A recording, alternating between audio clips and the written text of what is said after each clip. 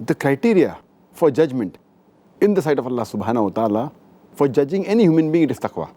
And Allah says in the Quran, in Surah Hujurat, chapter number 49, verse number 13, Ya ayyuhan nasu, inna khalaqnakum min zakrin wa unsa wa ja'alnakum shu'uban wa qaba'ila lita'arafu inna akramakum indallahi atqakum inna Allaha alimun khabir.